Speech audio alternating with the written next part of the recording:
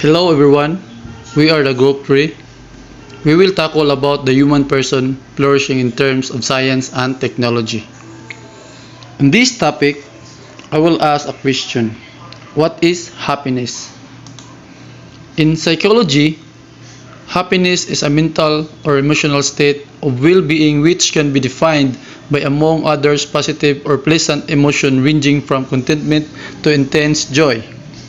So that in the field of psychology, how defined happiness is. To behaviorists, happiness is a cocktail of emotion we experience when we do something good or positive. But a more scientific perspective of it, so happiness is a different kind of science and study.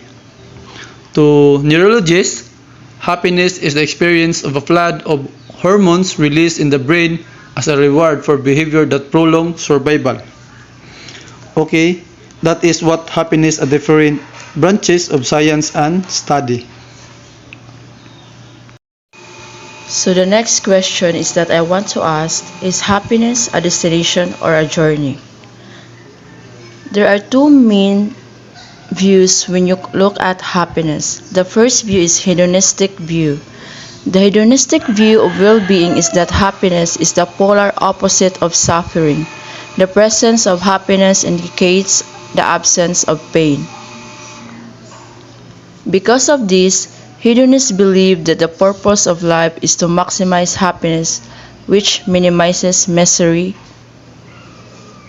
So that how define hedonists what happiness is? In contrary with hedonistic view, we have also one type which we call eudaimonia. Eudaimonia, a term that combines the Greek words for good and spirit to describe the ideology of what eudaimonia is. Eudaimonia defines happiness as a pursuit of becoming a better person. Eudaimonists do this by challenging themselves intellectually or by engaging activities that make them spiritually richer people. Let's talk about more on eudaimonia. Again, good and spirit. Eudaimonia from its word itself, shall we say good-spirited from the word itself, originally coined by Aristotle. Describe the pinnacle of happiness that is attainable by humans. And it is also one of the very important concepts of human flourishing, that is eudaimonia. If you see the perspective of hedonist, hedonia or eudaimonia, so I will share a graph. So I will turn over to Marifel Maglasang to continue tackle the hedonia or eudaimonia graph. Hedonic and eudaimonic are both pathways that play a crucial role in order to keep employees fully engaged and productive. Hedonia, in short, is about pleasure, enjoyment, and satisfaction, and it is the absence of distress, while eudaimonia, it is more complex in its nature because it is about first, authenticity, wherein clarifying one's true self and deep values, staying connected with them, and acting in accord with them.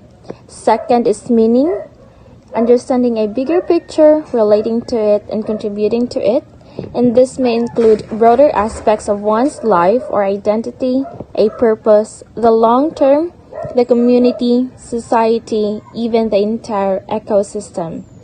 Third is excellence, striving for higher quality and higher standards in one's behavior, performance, accomplishments, and ethics. And lastly is the personal growth.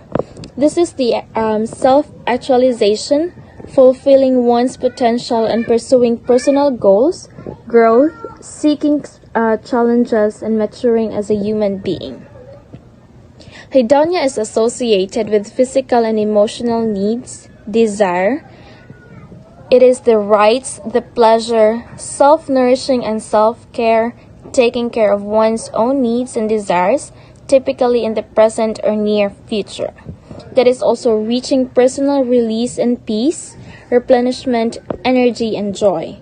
While eudaimonia is associated with cognitive values and ideals, care, Giving, building something broader, the long term, it is the efforts, responsibilities, cultivating, giving of oneself, investing in a larger aspect of the self, a long-term project, or the surrounding world.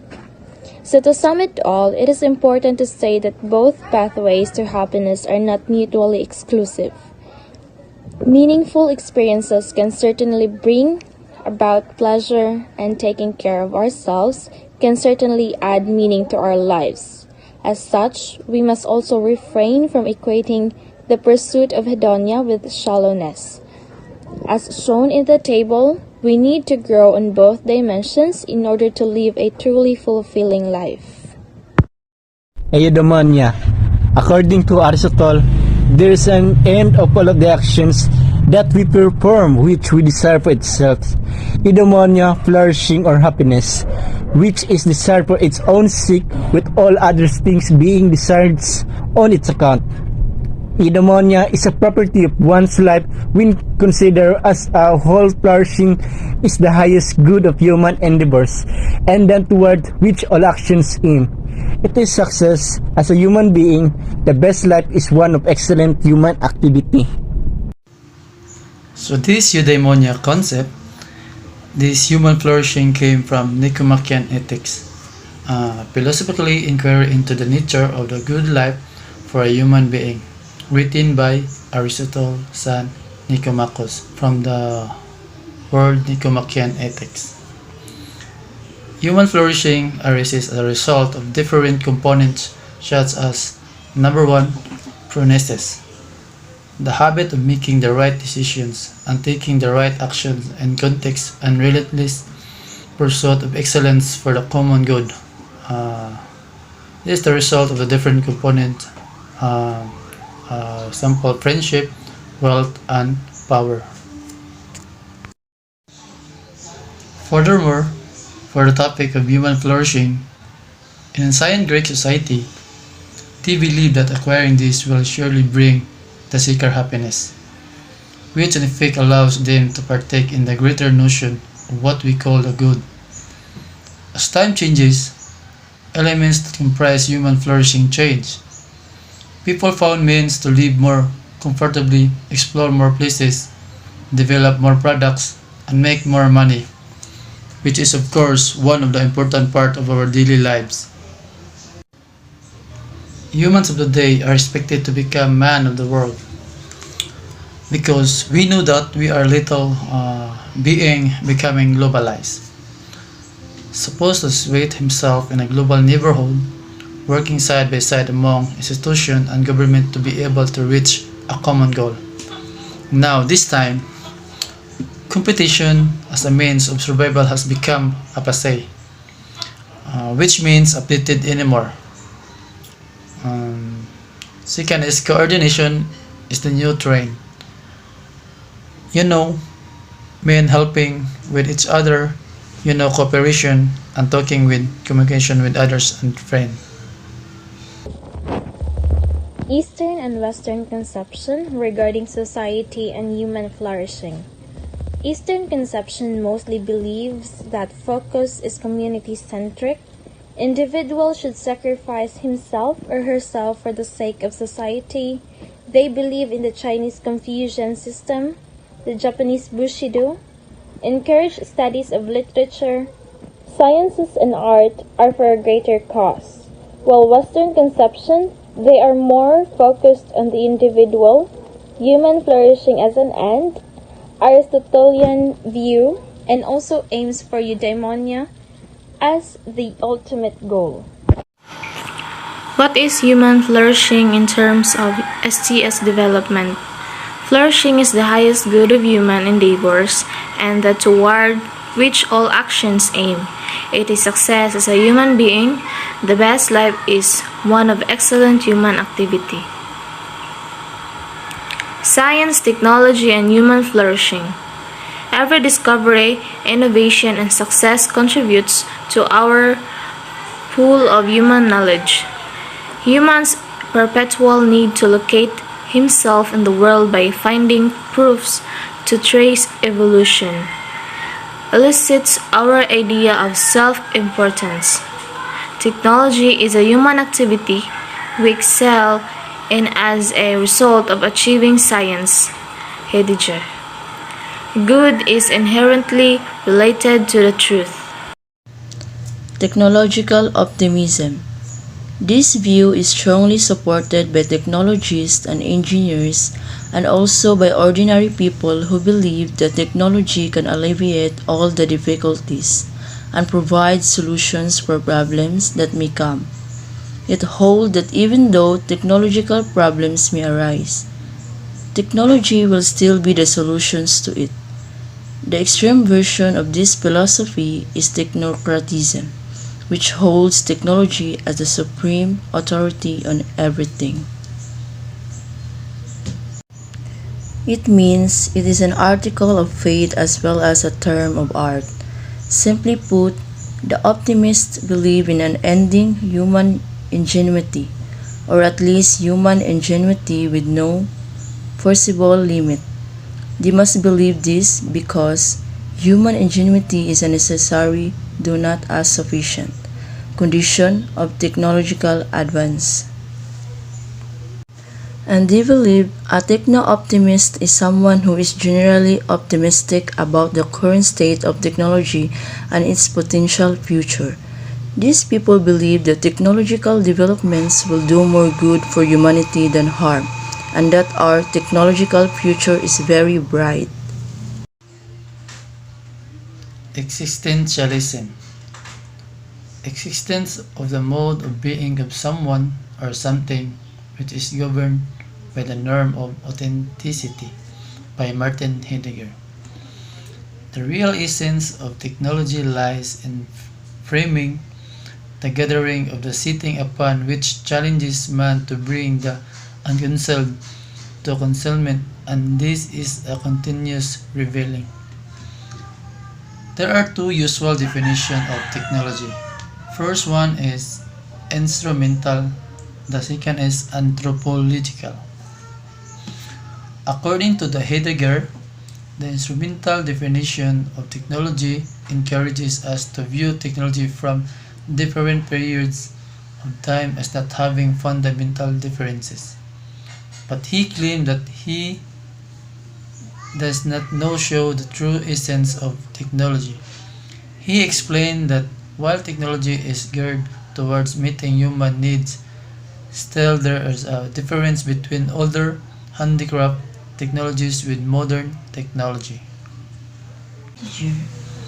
According to him, they believe that the genuine substance or the real essence of technology is found in framing. This is the continuous bringing forth into unconcealment that which is concealed. This is a non-stop revealing. Heidegger saw technology as a way of revealing and continues to demand for something to be brought out into the open. This bringing forth into the open is a two-way relationship. The concealed is calling out for someone to sit upon it and bring it to a concealment, and the one who receives the call sit upon and acts upon to unconceal the concealed. The essence of technology. Framing is basically putting in order whatever is presented to the man who sets upon the unconcealed, but it is a two-way relationship.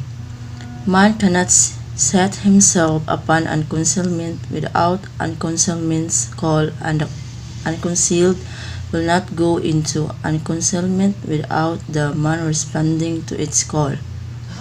This makes modern technology not a mere human doing, and with this, Heidegger argued that the essence of technology lies in framing. The danger of non-stop revealing. Revealing opens up a relationship between man and the world, but an opening up of something means a closing down of something, which means as something is revealed, another is concealed. Another danger is when man falls into a misinterpretation of that which is represented to him.